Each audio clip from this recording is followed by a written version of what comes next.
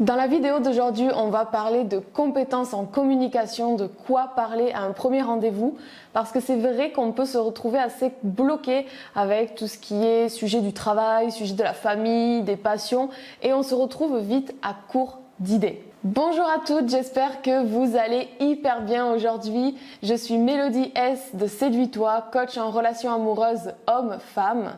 Si c'est la première fois que vous regardez une de mes vidéos, déjà je vous souhaite la bienvenue. Je vous invite à vous abonner à la chaîne, à activer les notifications pour louper aucune des prochaines vidéos que je publie tous les jours entre 19h et 20h sur YouTube et dans lesquelles je vous donne des tonnes de bons conseils pour attirer l'homme qui vous correspond, qui va vous rendre heureuse ou alors vivre une vie de célibataire de dingue. Avoir des bonnes compétences en communication, c'est clair que ça va vous ouvrir des portes, que ça soit dans le travail, que ce soit pour obtenir un bon de réduction dans un magasin, que ça soit en amour. En amour, avant d'aller à un premier rendez-vous avec un homme, ce qu'il faut que vous fassiez, c'est que vous vous mettiez deux choses dans la tête, que vous ayez deux états d'esprit bien précis en tête. Dans un premier temps, il faut que vous soyez sincèrement curieuse. Et deuxièmement, je vous invite à être présente, et pas seulement présente physiquement, mais aussi mentalement, c'est-à-dire d'être à l'écoute des réponses que l'homme en face va vous donner. Alors même si vous avez déjà ces deux états d'esprit en tête quand vous allez à un premier rendez-vous, c'est possible que parfois la conversation entre vous deux bloque. C'est pour ça qu'aujourd'hui, moi, je vais vous donner 6 questions inédite pour pouvoir discuter avec un homme, qu'il n'y ait pas de blanc gênant et que vous vous démarquez des autres femmes en étant original. Alors bien sûr, c'est clair, il ne faut pas que les questions sortent de nulle part, mais il faut que le contexte soit déjà là, il faut que le sujet en rapport avec la question soit déjà en train d'être discuté. Mais vous inquiétez pas, je vous parle de ça tout de suite. La première question que je vous propose, c'est: quel a été le meilleur jour de cette année pour toi ?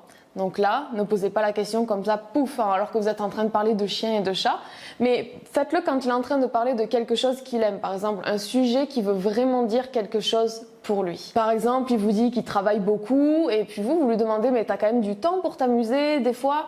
Et il vous dit: oui, c'est vrai, quelques fois. Par exemple, le week-end dernier, je suis allée faire du karting avec mes potes et c'est vrai que ça m'a fait vraiment du bien, j'ai adoré. Et là, vous pouvez lui demander: ah ouais, c'est quel jour qui a été le mieux pour toi cette année et pourquoi? La deuxième question que je vous propose de poser, c'est: si tu pouvais vivre dans un autre pays, ce serait où et pourquoi? Là, par exemple, vous êtes en train de parler de voyage et tous les deux, vous vous rendez compte que vous adorez ça.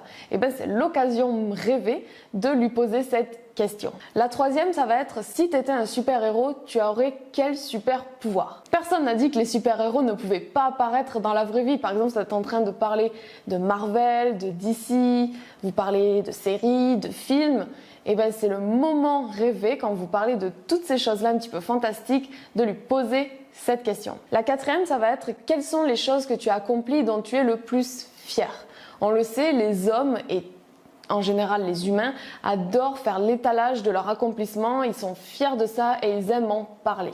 L'homme que vous avez en face de vous va avoir envie de vous impressionner à ce premier rendez-vous, alors donnez-lui l'occasion, l'opportunité de le faire. La cinquième question, c'est: si tu n'avais pas à travailler de toute ta vie, qu'est-ce que tu ferais?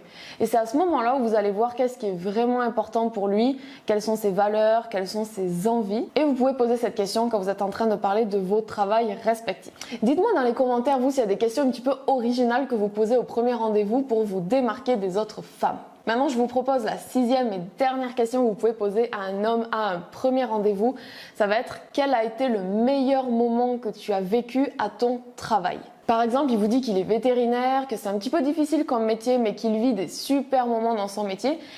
Posez-lui la question justement et vous allez voir: oui, c'est vrai, j'ai vécu un super moment. Une fois, il y a une dame qui a amené son chien en urgence et puis je l'ai sauvé. Et c'était vraiment, on était hyper heureux, j'étais hyper fière de moi. Vous allez le voir, son regard va s'illuminer quand il va parler de quelque chose qu'il aime vraiment. Et bien entendu, on suppose qu'il vous a dit qu'il aime son travail. Alors on peut poser cette question s'il vous a dit qu'il aimait son travail, mais on peut aussi lui poser s'il vous a dit qu'il l'aimait pas. Par exemple, il peut détester ce qu'il fait, mais avoir des collègues géniaux avec qui il vit des super moments.